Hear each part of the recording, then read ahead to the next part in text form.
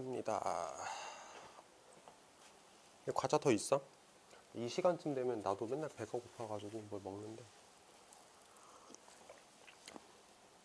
잠깐 딴 얘기를 해보면 내가 요즘에 자꾸 간식을 주잖아. 근데 맛있는 걸 먹으면 기분 좋아져서 주는 것도 있고, 내가 학원에 출근하면 맨날 쇼핑을 하러 가거든. 컴포즈를 간단 말이야. 그래서 커피를 사러 가는데, 커피를 사는 길목에 편의점이 있어서 편의점을 꼭 가거든.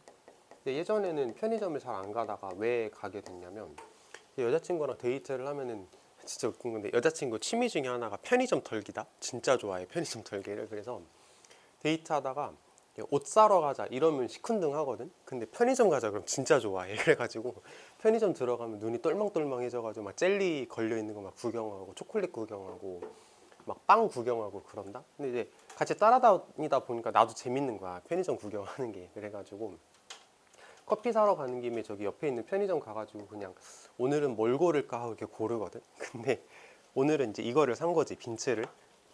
빈츠를 이렇게 산 건데, 여기 몇 개 들어있냐? 몇 개 들어? 12개가 들어있어. 나 12개 다 못 먹거든.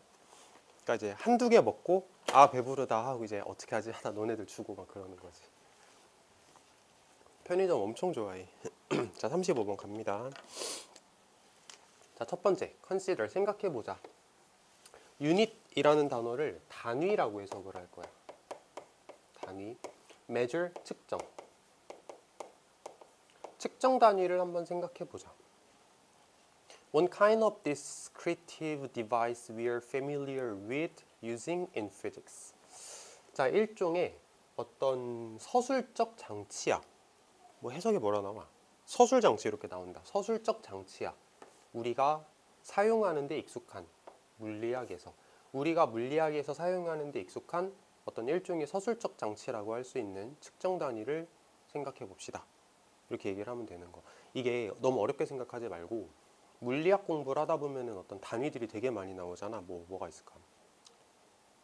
힘을 측정하는 단위로 줄, 뭐 이런 얘기를 하던데. 알아? 줄 이런 얘기 있었던 것 같고, 아니면은 중력을 측정할 때 뭐 써? G 쓰지. 뭐 5G, 5G 뭐 이런 식으로 얘기를 한단 말이야. 그래서 물리학에서 우리가 사용하는 데 익숙한 서술적 장치라고 할 수 있는 측정 단위를 한번 생각해 보자. 측정 단위를 얘기하려는 글이구나 라고 생각하면 될 것 같아. 아, 참고로 35, 6, 7 쭉 스트레이트로 할 건데 내용은 안 어렵거든. 근데 단어만 잘 기억하면 될 것 같아. 자, spatial distances. 어떤 공간적인 거리는 can be given, 주어질 수 있다. in terms of, 뭐의 측면에서? 피트나 미터 또는 다른 단위의 측면에서. 피트도 길이를 재는 단위인 거 알지? 피트, 미터, 다른 단위의 관점에서 주어질 수 있습니다. 그리고 physics will be the same. 물리학은 똑같을 겁니다. regardless. 그럼에도 불구하고. 이 regardless라는 말은 일반적으로 of랑 같이 많이 외우지. regardless of해서 뭐에 상관없이 이렇게 많이 외우는데, regardless가 of 없이 단독으로 쓰였어. 그러면은 그냥 뭐 그럼에도 불구하고 정도로 해석을 하면 되는데, 자, 요 문장이 이제 글쓴이가 하고 싶은 말을 꺼내기 시작하는 부분이거든. 우리가 어떤 거리를 잴 때 피트로 잴 수도 있고 미터로 잴 수도 있고 다른 단위로 잴 수도 있어. 근데 그렇다고 물리학적인 게 뭔가 변해? 아니, 물리학은 어차피 똑같아. 그냥 단위만 달라졌을 뿐인 거지 물리학 자체는 달라질 게 없잖아 라고 얘기를 하는 거야. 이게 주제야, 어떻게 보면.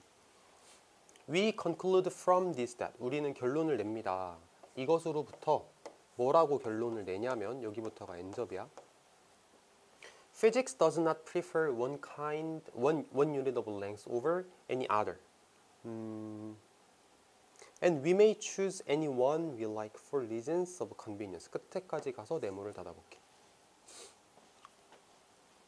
자, 우리가 결론을 내는데, 물리학이 길이에 대한 어떤 한 가지 단위를 선호하지는 않아. over, 뭐뭐보다, 다른 거보다.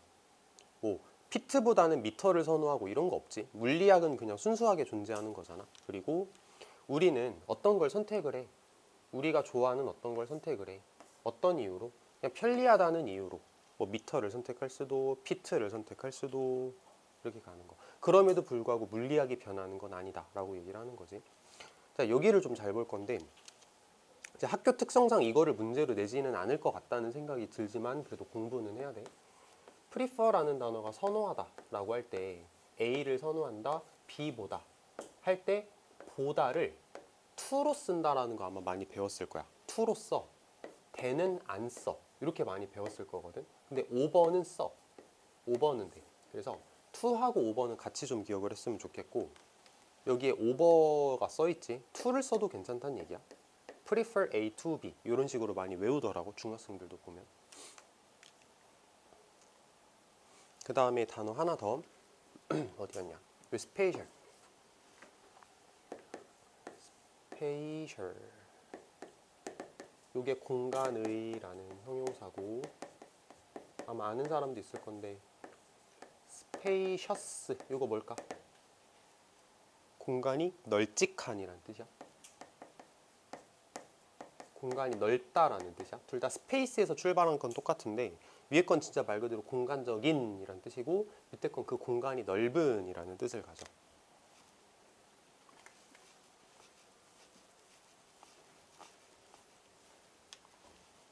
자, 측정 단위가 달라도 물리학은 변함이 없다. 이게 글에서 말하고자 하는 바겠지. 그리고 35번이잖아. 35번은 모의고사에서도 원래 그거잖아. 흐름과 무관한 걸 고르시오. 쉬운 문제지 애초에. 그러니까 우리가 고민할 게 별로 없어. 넘어가서. 자, 우리는 더 나아가서 결론을 내립니다. Any feature depending on that choice, such as the particular numerical value assigned to the spatial separation between two locations, is not out there in the world apart from a choice of unit 까지 가서 닫아. 자, 요 엔접이 진짜 크거든. 덩어리가 되게 큰데 이제 깊이 들어가서 한번 해석을 해보면 일단 어떠한 특성, 뭐에 달려있는 그 선택에 달려있는 어떠한 특성 such as 예를 들어서 특정한 숫자값 뭐에 부여된 공간의 분리에 대하여 부여된 두 위치 사이에서 여기까지가 주어야. 빨강색으로. 자, 한 번 더 해볼게. 한 번 더. 자, 내용을 알고 가볼까? 자, 예를 들어서 요 A라는 지점하고 B라는 지점을 내가 이제 길이를 재고 싶어. 자, 봐봐. 여기부터 여기까지 길이를 쟀다 치자. 자, 미터법으로 쟀더니 여기가 10cm가 나왔어. 피트로 쟀더니 피트가 몇 cm지? 1피트 몇 cm인지 알아?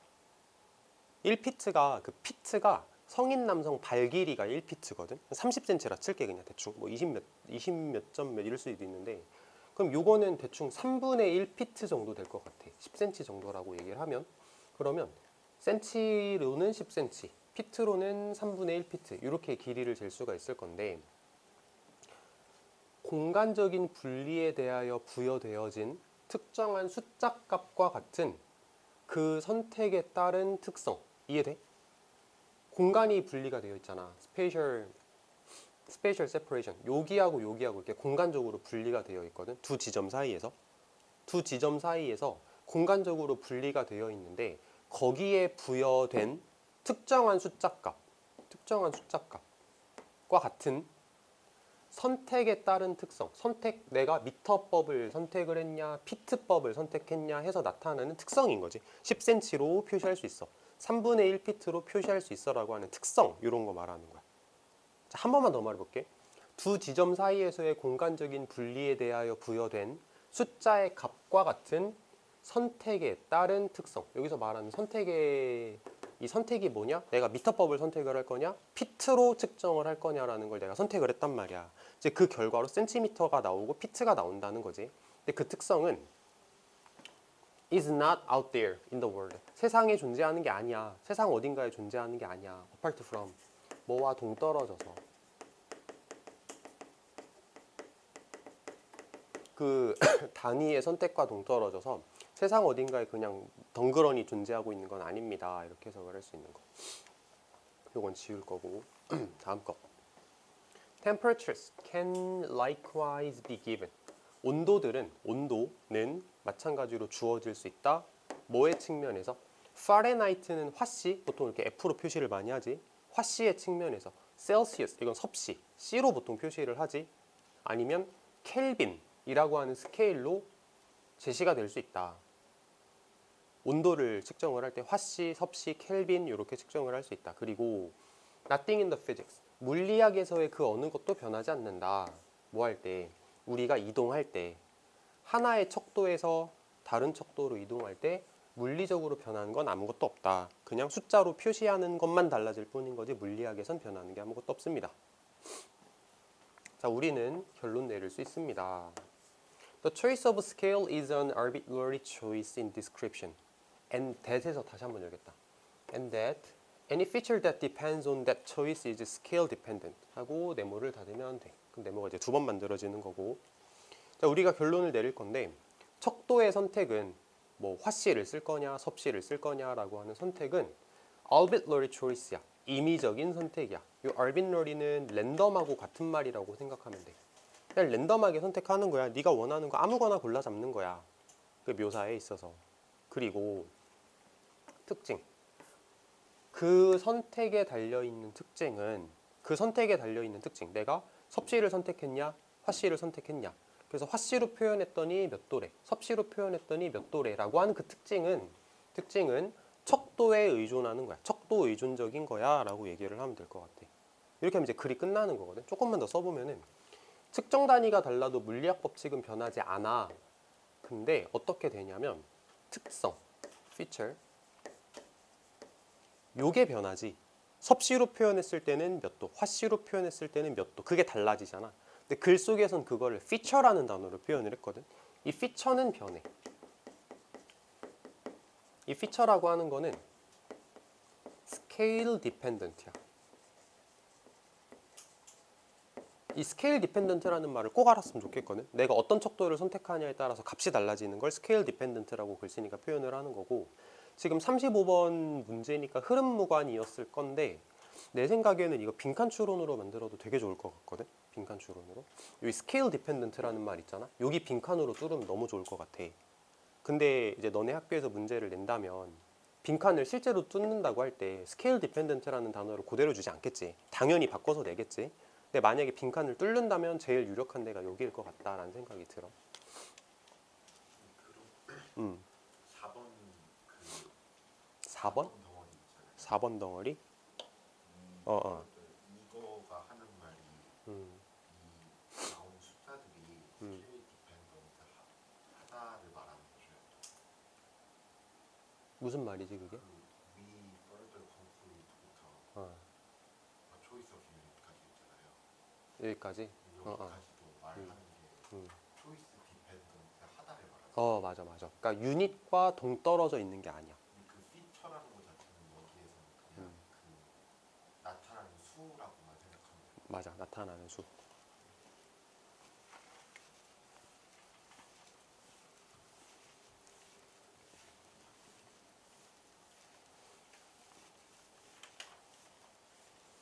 좋은 질문이었어. 피처는 측정해서 나타나는 수, 그거를 글쓴이가 지금 피처라고 표현을 했다. 이렇게 보시면 될 것 같아요. 36번.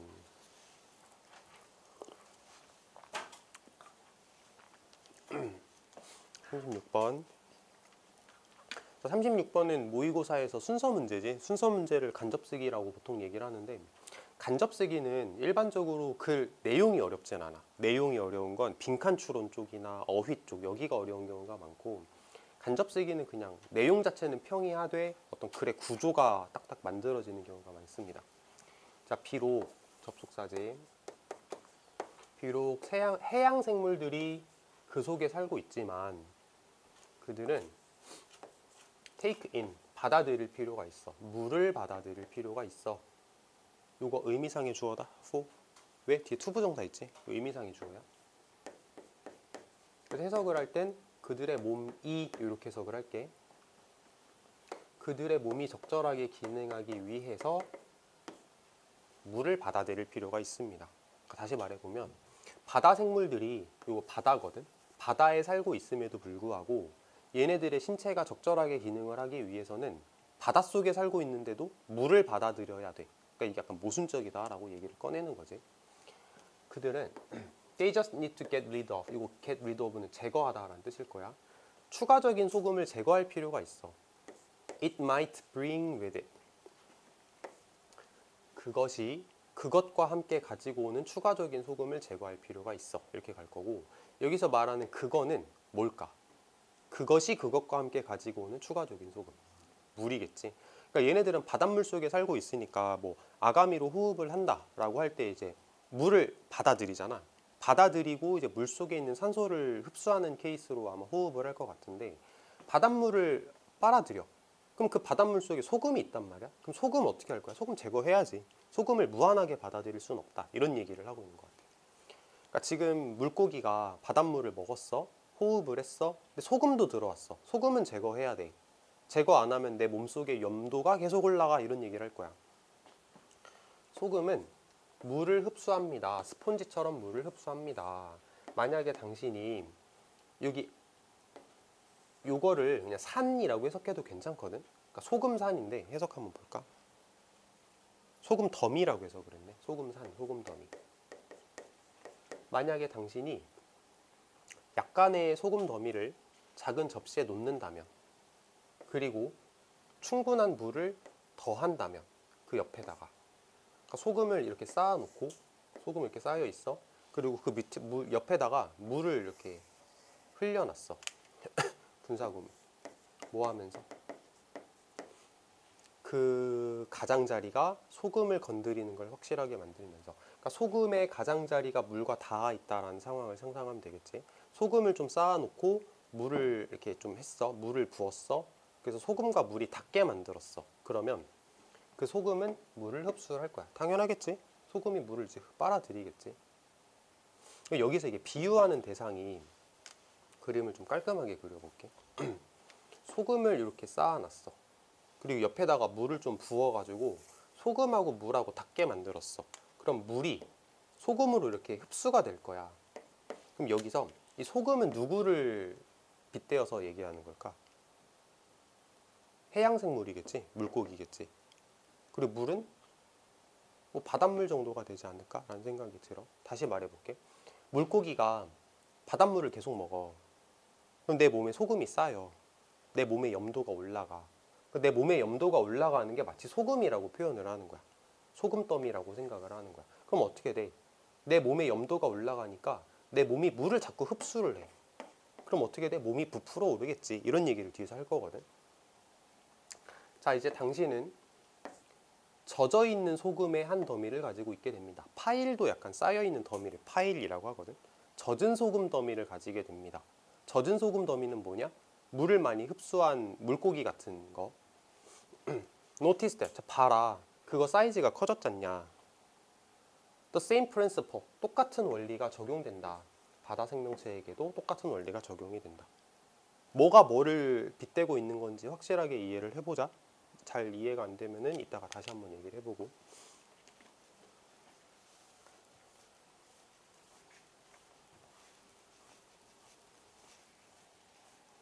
자, 만약에 바디 플루이드는 체액이라고 해석을 할 건데, 만약에 바다 동물의 체액이 더 짜다면, 요거는 salty 가지고 만든 형용사겠지. salty, 짠, 소금기가 있는 이런 뜻일 거야. 만약에 바다 동물의 체액이 더 짜다면 뭐보다? 바닷물보다, 걔가 살고 있는 바닷물보다 체액이 더 짜. 소금이 막 쌓여 있는 거야. 체액이 더 짜면, 그러면 추가적인 소금은, 그 생명체의 몸속에 있는 추가적인 소금은 바닷물을 흡수할 겁니다. 삼투압 때문에 그런 일이 일어나겠다라고 얘기를 하는 거겠네. 이것은 유발할 수 있다. 그들이 swell, 부풀어 오르게 유발할 수 있습니다. 자, on the other hand, 반면에 if the amount of salt in the sea water, 만약에 바닷물 속에 있는 소금의 양이 더 높다면 뭐보다? 그 체액 속에 있는 소금의 양보다, 바다 동물의 체액 속에 있는 소금의 양보다 바닷물이 더 짜. 오히려 바닷물이 더 짠 거야. 그러면 추가적인 소금은, 그 물 속에 있는 추가적인 소금은 will draw fluid out of the creature's body. 그 생명체의 몸으로부터 체액을 이렇게 끌어당길 거야. 분사구문 뭐 하면서 causing it to dehydrate and shrink. 그것이 탈수되도록 유발하면서 shrink는 수축하도록 유발하면서 이렇게 해석을 하면 되겠네. 난 안 어렵거든. 근데 내용 정리는 한번 하고 가자. 이렇게 끝내면 좀 성의 없는 느낌이 들어서 해볼게. 자, 1번 물고기 어떻게 그려야 돼? 자, 물고기가 있어. 근데 얘가 체액이 염도가 올라가. 그럼 어떻게 돼? 바닷물에 있는 염도가 더 낮아. 체액이 염도가 높아. 그럼 어떻게 돼? 바닷물로부터 물을 자꾸 흡수를 해. 그래서 얘 몸이 부풀어 올라. 그러면서 염도가 좀 내려가겠지. 이런 상황이 만들어지겠지. 그러니까 뭔가 중화된다라고 이해를 하면 될까? 자, 두 번째. 자, 물고기가 있어. 근데 얘가 체액이 염도가 낮아. 체액이 염도가 낮아. 오히려 바닷물이 더 짜. 그럼 어떤 일이 생긴다라고 얘기를 했냐면 그 물 속에 있는 추가적인 소금이 그 생명체의 몸으로부터 체액을 끌어내. 얘가 지금 몸이 더 싱겁단 말이야. 바닷물이 짜. 그러면은 얘 몸으로부터 물이 바깥으로 나가는 거지. 바닷물 쪽으로. 그래서 결국에는 얘 몸과 바닷물이 염도가 맞춰지겠다라고 생각해 볼 수 있거든. 근데 글 속에서는 이 물고기하고 바닷물하고 염도가 결국에는 맞춰진다라는 얘기를 하진 않았는데 아마 그럴 거라고 추론이 가능해. 이거는 당연하게 추론할 수 있는 부분이고 내 생각에는 어휘 문제로 내기가 너무 좋을 것 같거든. 예를 들어서 자, 얘가 체액의 염도가 낮아. 주변에 있는 바닷물이 더 짜.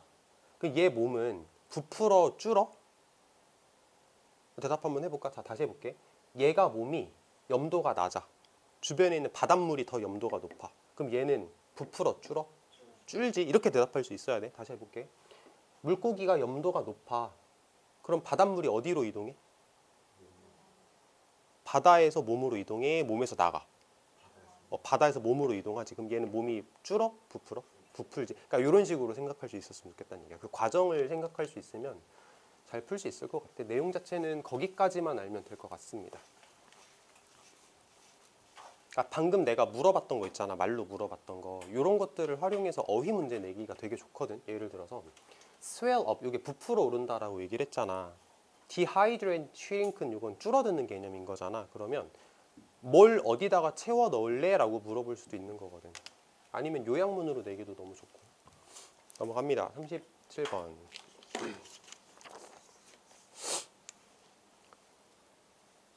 이것도 쉬워.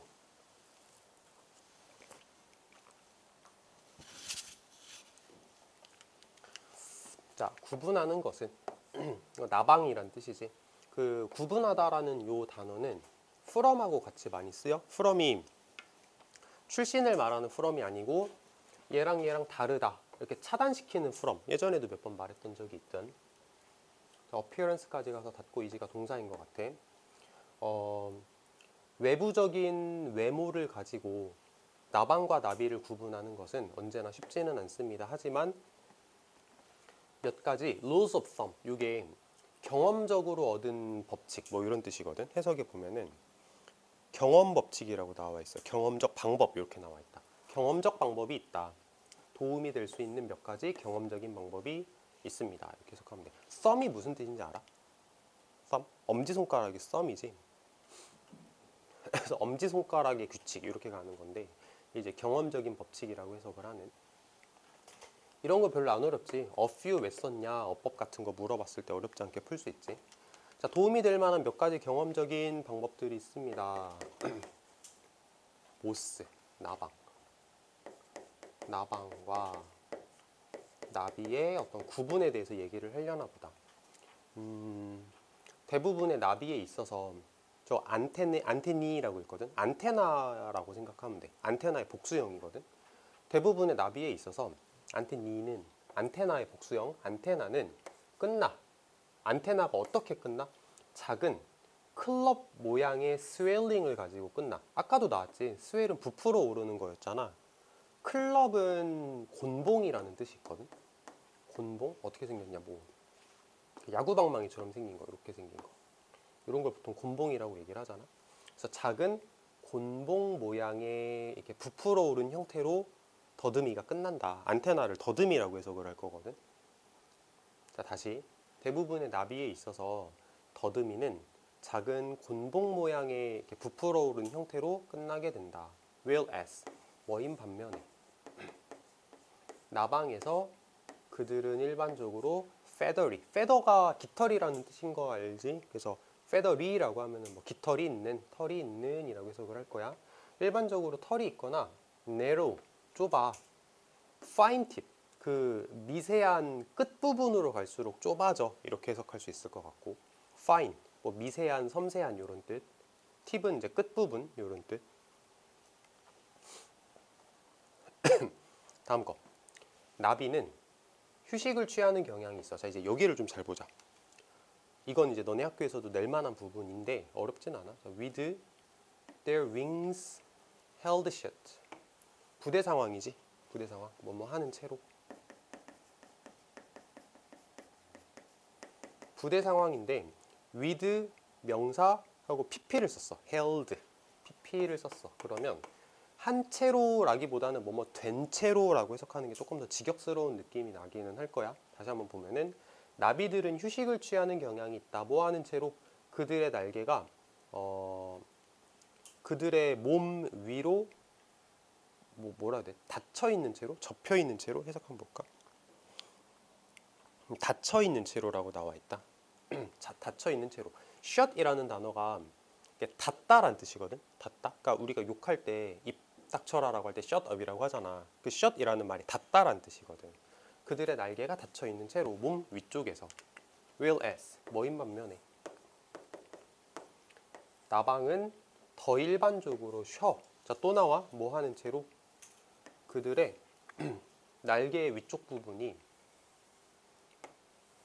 완전하게 다 드러나는 채로.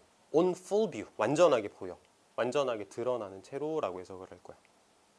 자, 여기서 어법적인 얘기를 하나만 해보면은 부대 상황을 쓸 때 우리가 with하고 명사를 한번 쓰고 여기에서 ing를 쓰냐 pp를 쓰냐 요 문제를 너무 많이 봐서 ing나 pp가 아니면은 이상하다고 느끼거든. 근데 상관없어. 다른 거 쓸 수도 있어. 전치사를 쓸 수도 있어. 근데 이거를 문제로 내기가 조금 힘들어서 문제로 낼 때는 ing, pp를 내는 거고 해석하다 보면 이렇게 전치사로 나오는 경우도 많아. 이걸 이상하다고 생각할 건 절대 아닌 거야. 그래서 날개의 위쪽 부분이 완전하게 다 드러나는 채로, 다 보이는 채로 쉰다 라고 보시면 되겠다. 보면 알겠지만 뭔가 일치불일치로 문제를 내기가 너무 좋지. 다음 거. Further distinctions can be made. 추가적인 구분이 만들어질 수 있다. 뭐 함으로써? Looking for a tiny hook. 작은 갈고리를 찾아봄으로써. 근데 그 작은 갈고리가 join, 결합시킬 거야. 뭐를 결합시킬 거냐면 for, 앞이란 뜻이지. hind는 뭐야? 뒤란 뜻이야. behind 생각하면 돼. 그래서 for wings, hind wings라고 생각하면 돼. 앞 날개, 뒷 날개야. 앞 날개와 뒷 날개를 결합하는 갈고리. 근데 그게 어떤 특징이야? 오직 나방에게서만 나타나는 특징이야. 이렇게 보면 되는 거고, present는 우리 평소에도 많이 외우잖아. 여기선 존재하는 이라고 해석하자. 오직 나방에서만 존재하는 특징 하면서 이제 동격 콤마.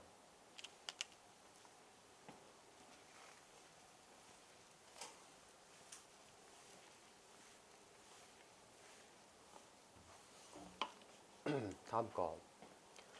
The stereotypical differences. With moth cast as the gloomy nocturnal cousins of the colorful sun-loving butterflies are wrong.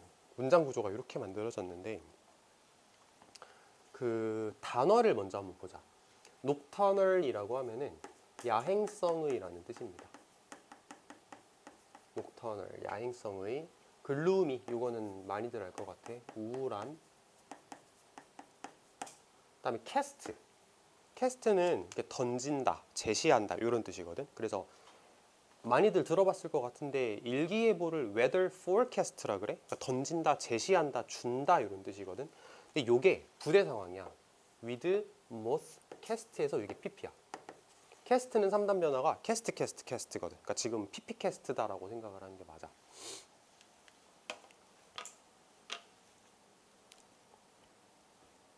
그래서 어떤 스테레오타입이라는 말 들어봤지? 어떤 고정관념이나 편견을 스테레오타입이라고 얘기를 하잖아. 근데 해석해 보면은 이게 정형화된이라고 해석이 되어 있거든. 정형화된 차이 이렇게 나와 있는데 어떤 편견적인 차이 이렇게 해석해도 뭐 괜찮을 것 같기는 해. 뭐 하는 채로? 나방들이 제시되어지는 채로 우울한 야행성 사촌이라고 제시가 돼. 누구의 사촌이야? 화려하고 햇빛을 좋아하는 나비들의 우울한 야행성 사촌이라고 나방들이 제시되는 채로 있는 그 어떤 스테레오타입 디퍼런스는 잘못된 거야. 사실 나도 그래. 일반적으로 나비 하면은 뭔가 이제 햇빛이 있는 곳에서 예쁘게 날아다니는 컬러풀한 존재를 생각하고 나방 이러 그러면 뭔가 약간 우울하고 얘는 약간 야행성일 것 같고 칙칙한 이런 색깔을 생각하잖아. 근데 그거 잘못됐다는 거지 글쓴이가. There are many brightly colored moths.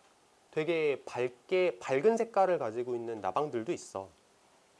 그리고 many which are active throughout the day. 그리고 또 어떤 애들이 있냐면 특이하게 약간 이렇게 생기는 게 맞겠다. 또 어떤 애들이 있냐면 낮 동안 되게 활발한 많은 애들이 있어. 이렇게 가면 문장 구조 깔끔할 것 같아. 똑같이 There are few nocturnal butterflies.